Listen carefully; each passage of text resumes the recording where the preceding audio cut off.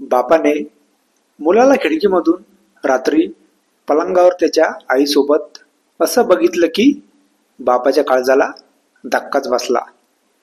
बाप कधी पण बाहेर राहत होता कामानिमित्त. तो अचानक घरी आला, मुलगा त्याच्या आईसोबतच. नमस्कार मित्रांनो, स्वागत आहे तुमचं आमच्या चॅनलमध्ये. तुम्ही जर अजून आमचं चॅनल सबस्क्राईब केलं नसेल तर प्लीज चॅनलला सबस्क्राईब नक्की करा. आम्ही तुमच्यासाठी अशाच कथा घेऊन येत आहोत. आजची कथा आहे विक्रमची. तो आता त्याच्या बायकोच्या घरी घर जावई म्हणून राहत आहे, कारण त्याचे वडील मनोरुग्ण झाले आणि त्यांना आता विक्रमने वृद्धाश्रमामध्ये ठेवले आहे. त्याचे वडील मनोरुग्ण झाले ते फक्त विक्रममुळे आणि त्याच्या आईमुळे. विक्रमचे वडील नेहमीच बाहेर असायचे. कधी कधी महिनाभर ते घरी येत नव्हते. एकदा ते अचानक घरी आले आणि त्यांनी जे काही बघितले ते बघून मित्रांनो, विक्रमचे वडील यांनी एक छोटासा बिझनेस सुरू केला होता, पण आज ते खूप मोठे बिझनेसमॅन म्हणून ओळखले जातात. त्यांचं नाव आता खूप मोठं आहे मार्केटमध्ये. त्यांचं लग्न होऊन त्यांना एक मुलगा झाला. जेव्हापासून मुलगा झाला त्यांची बायको नेहमी आजारी होती. मुलगा विक्रम अजून खूप छोटा होता आणि त्याची आई आजारी राहायची. विक्रमचे वडील आता जास्त घरी वेळ देऊ लागले.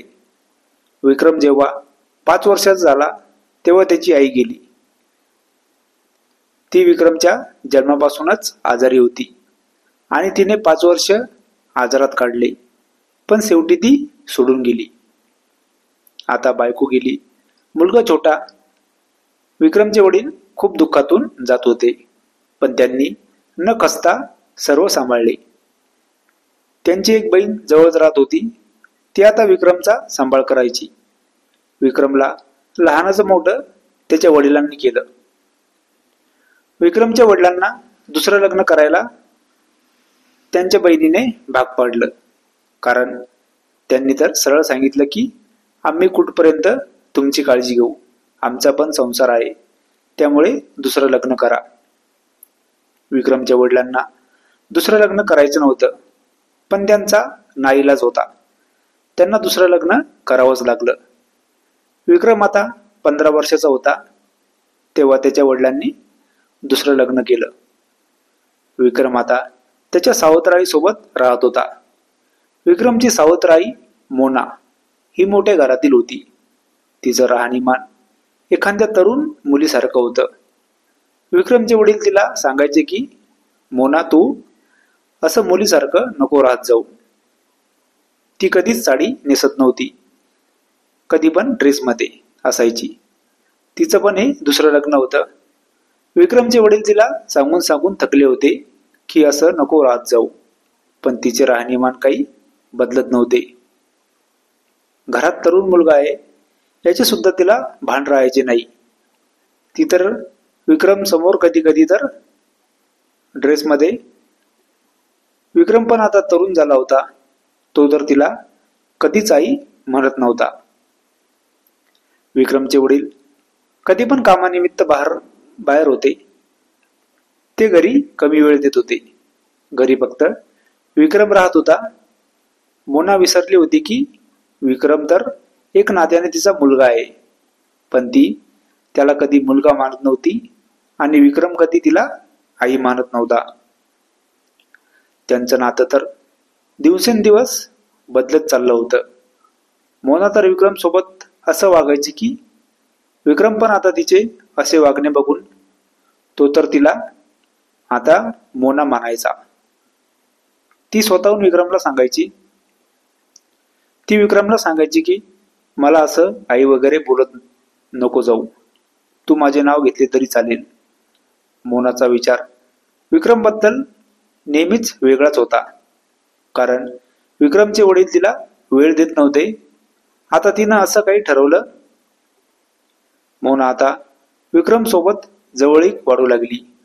विक्रमचे वडील कधी कधी एक महिना घरी येत नव्हते. ती आता विक्रम तिच्यासोबत तिच्या रूममध्ये. मोनाने विक्रमला आता पूर्णपणे तिच्याकडे आकर्षित केले होते. विक्रम पण आता तिच्याकडे.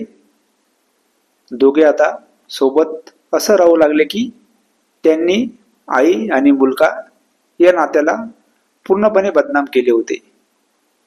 जरी मोना विक्रमची सावत्र आई आणि त्याच्या वडिलांची दुसरी बायको होती, तरी पण एक नात्याने ते तर आई मुलगाच होते. पण त्यांनी तर ते नातं तोडलं होतं. त्यांनी या नात्याला बदनाम केलं होतं. दोघे आता एका रूममध्ये होते.